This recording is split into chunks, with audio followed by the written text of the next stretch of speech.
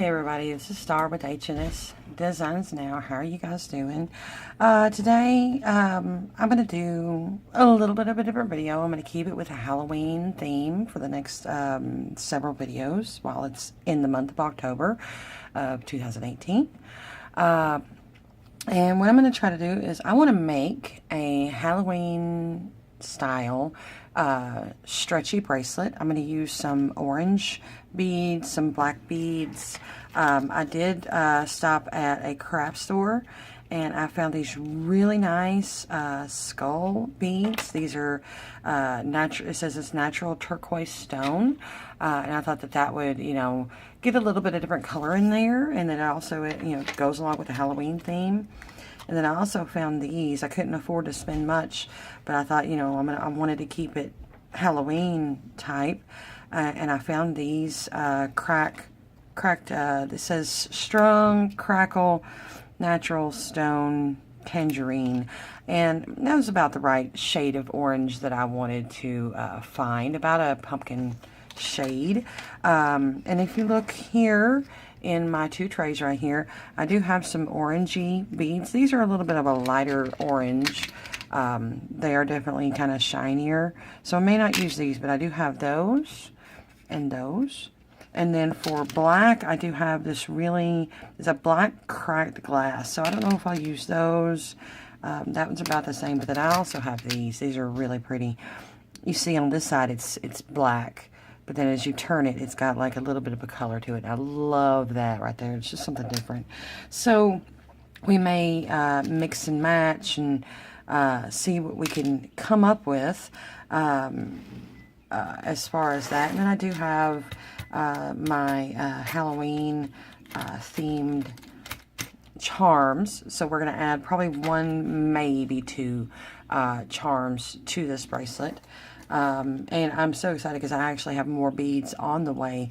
Some solid black and then some solid orange, about like this, on the way. So I'll definitely be able to make more. So if you happen to be looking for a Halloween style of bracelet or even necklace or whatever, you can definitely hit me up on my Facebook page, which is H&S Designs Now. All right, and while I'm thinking about it, if you haven't done so, hit that subscribe button down there, and that way any future tutorials that I or just plain videos that I post, you will be up to date on being able to see them.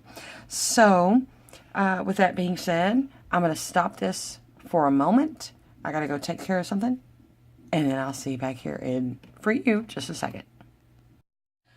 All right, and so I went ahead right at the moment while filming. 5mm Stretch Magic is the only elastic cord that I currently have. I do have some 1mm on the way, and I'm like, yay, I need some, because this 5mm is awfully thin, and so it's not going to be quite as durable. But I do have about a 19-inch section here that's already cut, pre-stretched and everything, and I'll probably end up like double threading it, just so that, you know, that gives it a little extra durability, just in case. But so if I was you, if you do have a thicker diameter of elastic cord, please use that. It just happens to be, this is what I have on hand. So I'm going to take, and I went ahead also, is the beads that I had purchased, I went ahead and took them off of the strand.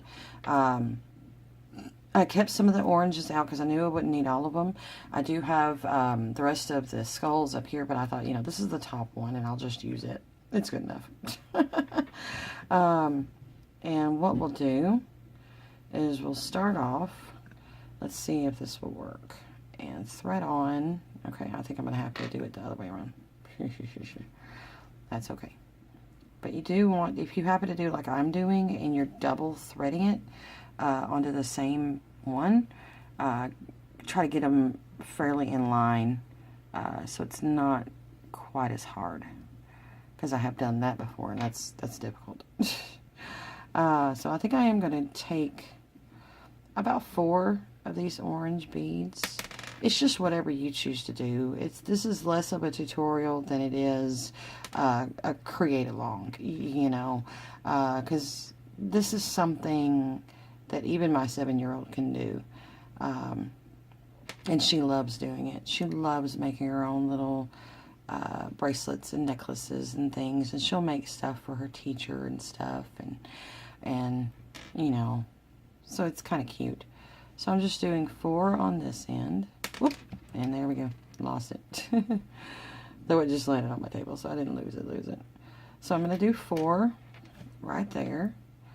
And I think that looks pretty good. Yeah. And then I think I'm going to go ahead and take probably 2 of these because they're fairly larger. And I'm just going to kind of mix these beads up a little bit.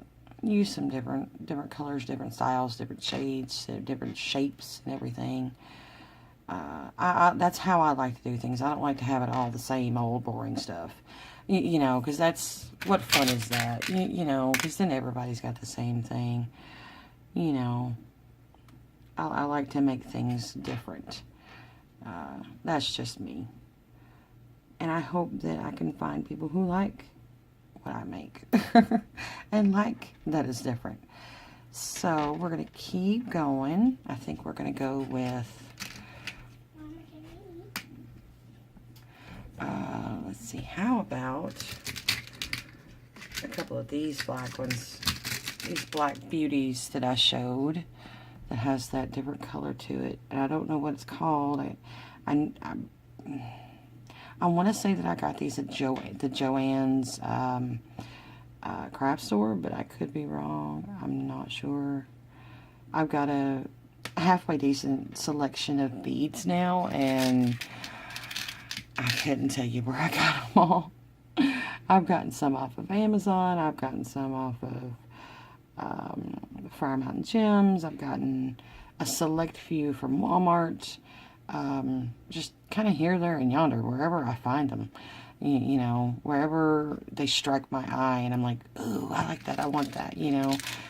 Just like I'm using these agates. I believe that's what these are. They have stripes on them. They're really pretty. But I know that these are actual gemstones. So we want to keep that going. I think I will, let's see. I've got some of these that are different sizes. They're the same though, same type of bead. And I know that I got these from Michael's. So if you happen to look, you happen to wonder, I know that I got these from Michael's. Because it was basically 1 strand of each size, and it was 4 sizes, and I was like, oh, they're pretty, I gotta have those, I want them, you know. That way I had the same color and style, all in, you know, different bead sizes, you know. Because that way I can make something that matches. And I'm just continuing to thread through. And you want to keep in mind, you know, if you're making, if you're making something for an adult, it's probably going to want to be a good bit larger. Because I'm going to measure this real quick. And right now it is nowhere near where it needs to be. But that's okay. So don't fret. Because I'm going to go back and I'm going to take this back down through these sizes of beads, and that'll add a bit more.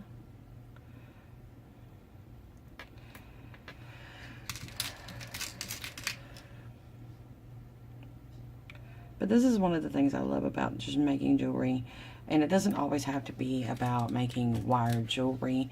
It's just make something. You know, it could be something simple. It could be something complex if you want it to be. Something really detail-oriented. It doesn't have to be always the same thing. You can make something totally different every single day, and you ain't gonna get bored. Okay, you're not gonna get bored by it, I promise. Ugh. So I like that look. I love how that turned out. Very pretty. And I think, let's see, I'm gonna add another 2. No, I'm just gonna, yeah, another 2 of these orange agates. which I think I had gotten these at Michael's too, but I'm not entirely sure. Like these, I know I got those at Michael's as well at the same time I'd gotten these. So I could have gotten them at Michael's. I know that these Jasper beads, I got those at Michael's. I don't remember anymore. You know how long ago that's been? You don't know that, but it's been a pretty good little minute. Been a pretty good little minute. So a couple of these.